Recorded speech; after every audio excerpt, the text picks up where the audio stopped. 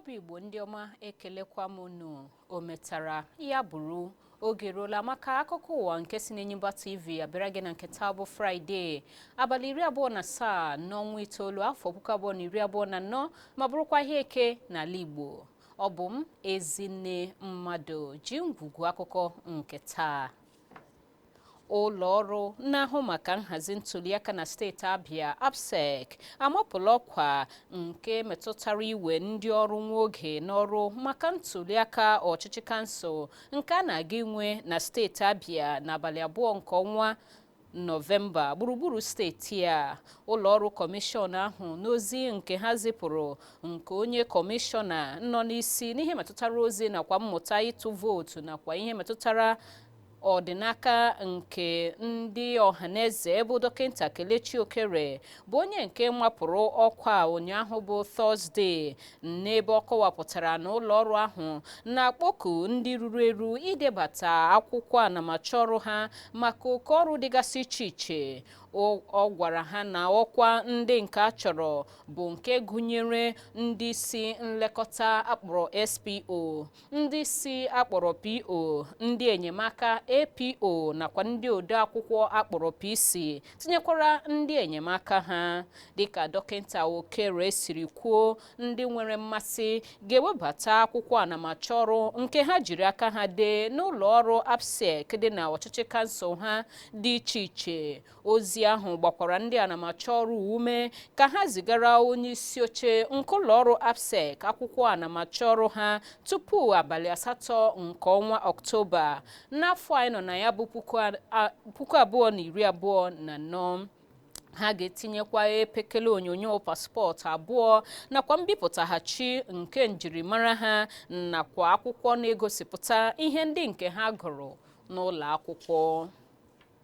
Ngalaba ụlọ ọrụ nchekwa ime obodo NSCDC na-ahụ maka nchịkọta ozi ndị gbara ọkpụrụkpụ achọpụtala ogige ebe a na-eshipụta mmanụ n'ụzọ iwu megidere n'ogige akpọrọ Tombo Camp Well-Nile Waterfront dị na obodo Ụmụegwusi nke obodo Ọwaza kansụl Ụkwa West na steeti Abia. Nke a bụ ozi nke onye na-ahụ maka mmekọrịta ọhaneze nakwa ụlọ ọrụ ahụ bụ Afolabi Babawale zipụrụ. Ndị ọrụ ahụ chọpụtara otu obosara ala enwere ihe karịrị ite isi mmanụ 10 n'ogo dịgasị iche iche ebe ahụ nke na-arụ ọrụ. Ọ rụtụrụ aka na ụfọdụ ihe ndị nke ahụrụ n'ogige ahụ eji esi mmanụ crude bụcha ndị nke ezutere n'ohi na ogo dị iche iche, bụkwanụ nke a na-achọpụta na mmanụ ndị esiri n'ogige ahụ ka a na-achọ ka ọ ghọọ mmanụ gas nke eji akwụ ụgbọala,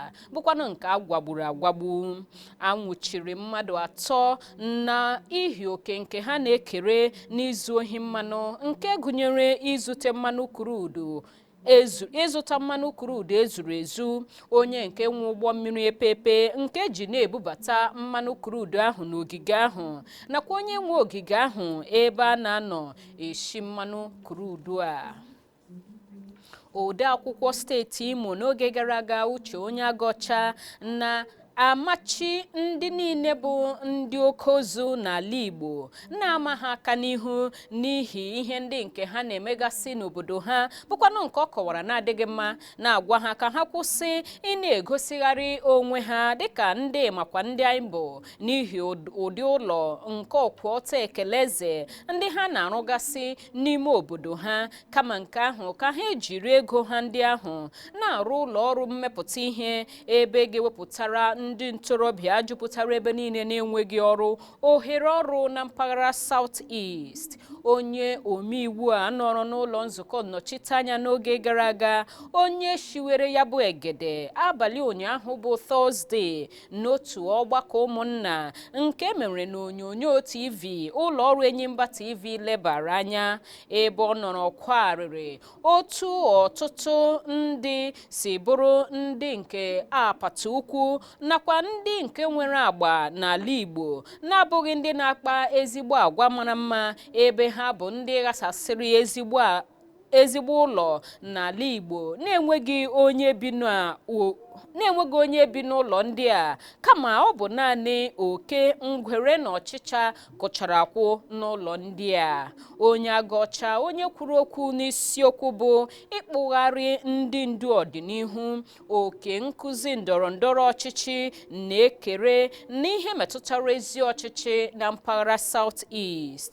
Ọ kọwapụtara na enweghị isi na ọdụ o nwere na ndị niile nwere agba n'ala Igbo ga na-aghasagharị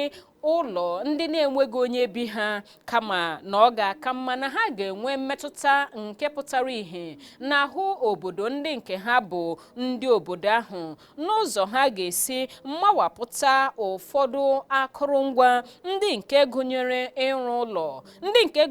ụlọ ọrụ, bụkwanụ nke a ga-eji kewapụta ohere ọrụ si otu ahụ nwee mmetụta dị mma n'ahụ akụnụba ala anyị, karịa iji ego ndị a kechie ya n'ụlọ ndị a ha rụgasịrị na-enweghị ihe eji ya eme.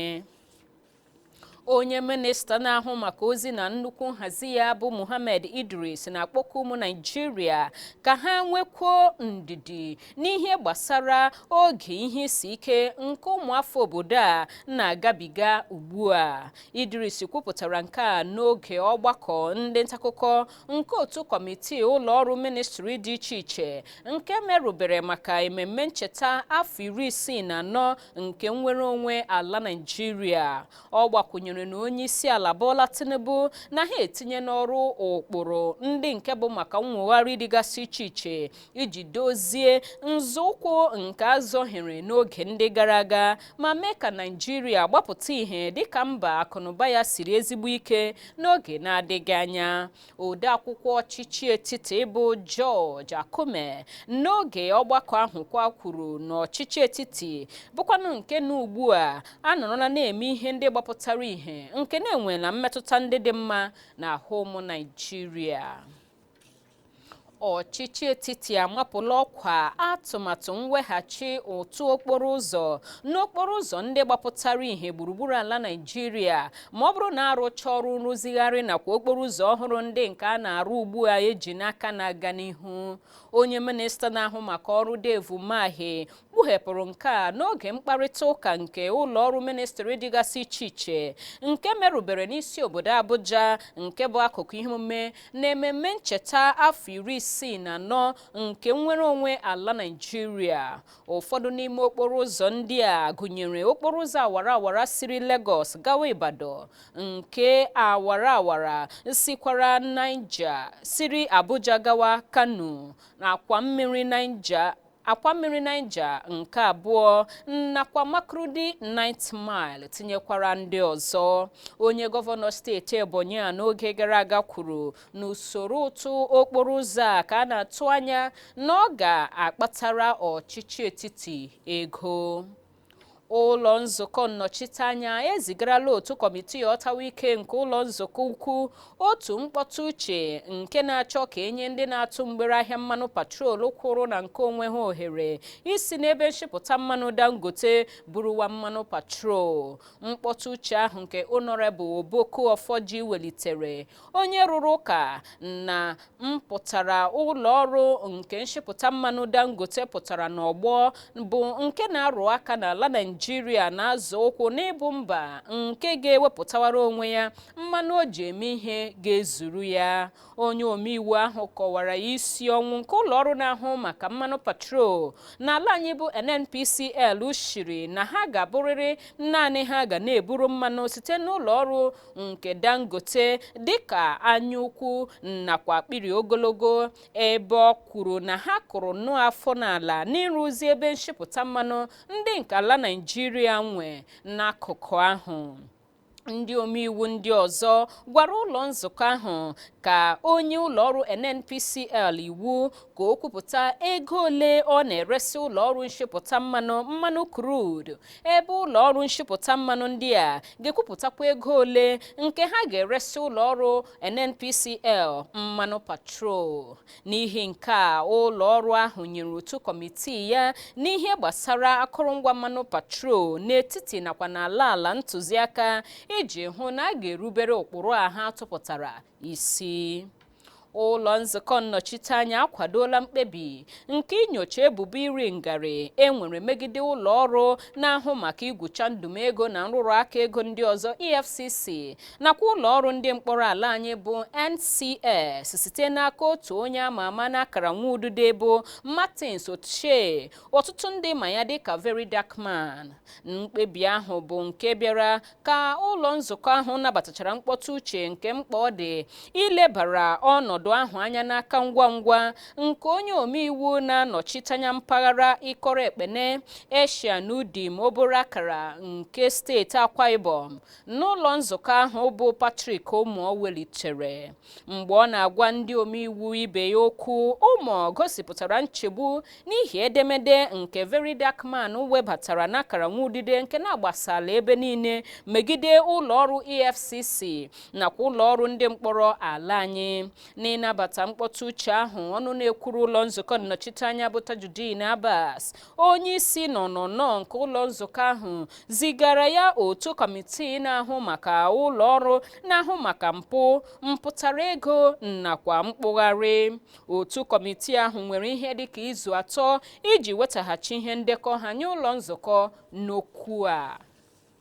Ka ọ dị, ọchịchị etiti akwụsịtụla ụfọdụ ndị ọrụ ọkwa ha gbagotere n'ụlọ ọrụ ndị mkpọrọ ala anyị n'ihi ebubo iri aka azụ nke gbasara Idris Okuneye, onye ji Bobrisky mara, bụkwanụ nwoke na-eyi uwe ụmụ nwaanyị. Otu bọọdụ na-ahụ maka ịdọ aka na ntị n'ụlọ ọrụ ndị nchekwa ime obodo na nke ndị mkpọrọ ndị nke na-akụnye ọkụ nakwa ndị na-ahụ maka ọpụpụ na mbata n'ozi nke ha zipụrụ kọwapụtara na nkwụsịtụ ọrụ ahụ nke akwụsịtụrụ ndị a ọkwa ha gbagoro sochiri mgbasa nke otu ihe onyonyo vidiyo gbasara n'akara nwa udide ebe a na-ebo ha ebubo iri ngarị, bụkwanụ nke enwere megide ha. Ozi ahụ nke Jafarau Ahmed banyere aka na ya kwuru na nkwụsịtụ ọrụ nke ndị ọrụ ndị a bụ iji nye ohere ka eme nnyocha n'ebubo ndị ọzọ, ebe o nyere mmasị obi ike na a ga-eme ka ọhaneze mara maka mpụtara nnyocha ahụ mgbe a ga-emecha ya. Na mgbugharị nke na-atụghị onye ọbụla n'anya, ọtụtụ ndị otu pati People's Democratic Party PDP gụnyekwara ndị ahọpụtara ịbụ ndị isi oche otu nlekọta kọmitii kansụl site n'aka gọvanọ Siminalayi Fubara abụrụla ndị nke si n'otu pati Action People's Party APP họpụtagasịa ugbu a ịbụ ndị ga-eji aha otu pati ahụ azọkwa ndị isi oche ọchịchị kansụl na ntuliaka kansụl ga-ehi odo na steeti Rivers n'abalị 5 nke ọnwa Ọktoba. Nke a na-abịa n'etiti ịchụ nta nkwado okpu ọkụ n'ọnụ nke otu pati APP na-achụ ugbu a, bụkwanụ nke a na-ele anya na ọ bụ maka inwe ntuliaka nke ọchịchị kansụl ga-adị na steeti ahụ. Nke mere ikpeazụ ugbu a bụ na onye isi oche nke otu pati ahụ na steeti Rivers si mpaghara Rivers East bụ Sonny Nwoke kwara otu pati People's Democratic Party emu n'ihi ndokwa nke ha dọkara ugbu a pụọ iso na ntuliaka ahụ site na steeti Rivers. Dịka ụbọchị ntuliaka ahụ na-eji ọsọ na-abịarute nso, ndị nledo nke ndọrọndọrọ ọchịchị na ha elegidela anya otu mkpebi ahụ otu pati PDP mere iwepụ aka ha na ntuliaka ahụ nakwa nkwopụ nke ọtụtụ n'ime ndị otu ha kwopụrụla site na pati ahụ wee gbaba pati ndị ọzọ, otu a ga-esi metụta ikikere nke ha nwere na ya bụ steeti bụ Rivers, bụkwanụ nke ha nọrọ na jiri ikike n'aka ha ọtụtụ oge. Ọ ka bụkwa n'oge akụkọ ụwa nke si n'Enyimba TV ka ị na-egere. Akụkọ ndị ọzọ m ji ga-abịara gị ngwa ngwa m lọtaghachiri nọsi ike maka na ana m alọtaghachi.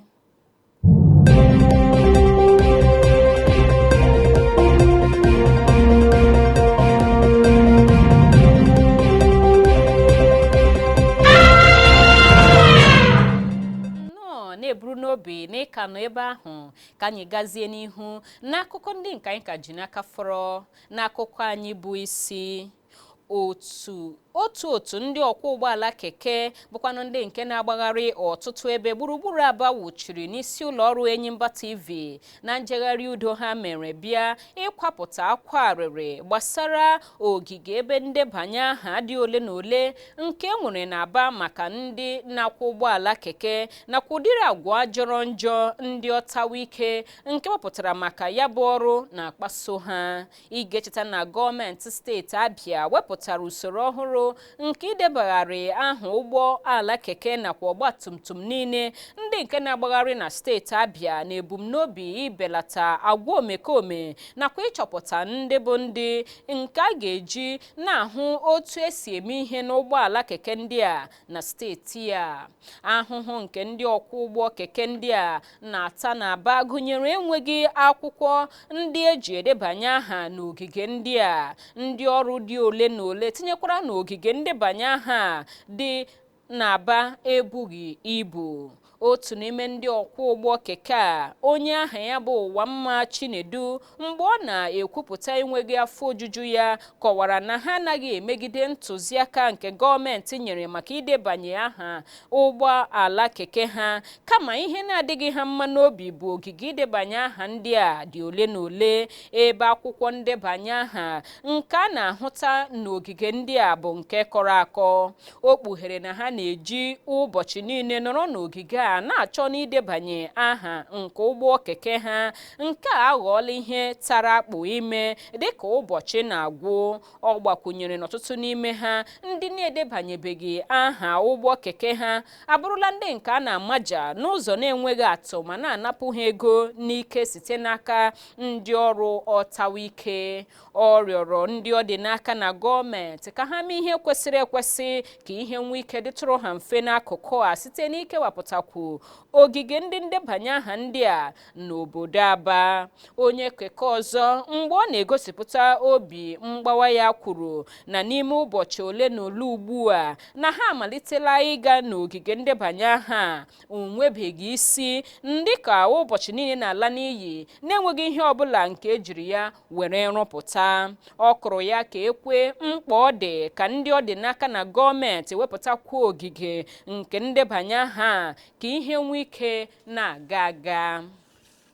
N'akụkọ azụmahịa, ọchịchị etiti na-atụ aro ka ụlọ ọrụ na-ahụ maka agha mmiri nakwa nchekwa ya akpọrọ NIMASA nakwa ụlọ ọrụ na-ahụ maka ọdụ ụgbọ mmiri n'ala anyị MPA malite ịnatawa ụtụ ha niile na naira kama ịbụ n'akwụkwọ ego nke mba ofesi ndị ọzọ. Onye ndụmọdụ pụrụ iche nke onye isi ala n'ozi na atụmatụ ya bụ Bayo Onanuga kwupụtara nke a n'oge ọ gwara ndị nta akụkọ okwu n'obi ọchịchị dị n'Abuja, ebe ọ rụtụrụ aka na nke ahụ bụ akụkụ nke ụkpụrụ nguzosi ike nke akụnụba onye isi ala ga-ezigara ụlọ nzukọ ukwu ala anyị. Dịka o siri kwuo, arụ ahụ bụ akụkụ mgbalị ndị ọchịchị etiti na-eme ibute iji akwụkwọ ego naira eme ihe ụzọ ma belata nrụgide nke nwere n'ahịa mgbanwerịta ego mba ndị ọzọ. N'ikpeazụ, n'akụkọ egwuregwu, otu na-ahụ maka nhazi egwuregwu bọọlụ ụkwụ n'ala anyị NFF n'aha mkpirisi ekwuola na Augustine Eguaven ga-anọgide na-arụ ọrụ dịka onye nkụzi kochi otu egwu bọọlụ Super Eagles. Otu NFF kwupụtara nke a n'ozi nke ha zibara n'akara S ha ụnyaahụ bụ Tọzdee, nke sochiri aro nke otu kọmitii mmepe nakwa nkanụzụ nke NFF tụpụtara. Nwa amadi ahụ gbara afọ 58 n'obere oge o duru otu egwu bọọlụ Super Eagles n'oge gara aga bụ nke onye duru ha ga ịma aka nke nwetara ọkpụ goolu a na-enweghị ihe asatara ya n'etiti ha na mba Benin, nakwa nke ha kụrụ onye lawa nke dịrị n'etiti ha na mba Rwanda n'ụbọchị ịma aka nke mbụ na nke abụọ na mmalite nke ọnwa. Eguaven, onye rụrụ ọrụ dịka onye isi nke nhazi teknụzụ otu NFF, ga-edu otu egwu bọọlụ Super Eagles gaa ịma aka ntozu oke maka iko African Cup of Nations nke afọ ọzọ nke ga-ehi odo n'etiti ha na mba Libya, bụkwanụ nke ga-ebiri ọkụ n'ọnwa ọzọ. Igbo bụ Igbo, ọ bụ n'akụkọ egwuregwu ahụ ka anyị na-apịachi akụkọ nke taa. Na-ekele gị n'ụzọ pụrụ iche maka ị na ebe ahụ kirie ma gee akụkọ ụwa nke taa. Na-asịkwa gị chebiri anyị mgbe ọzọ anyị ga-ewetara gị akụkọ ụwa site n'ịganye aka n'akara YouTube anyị bụ Enyimba TV. Sonyere anyị ma hụ anyị n'anya. Abụ m Ezinne Mmadụ na-asị gị kachi bụ ọnụ.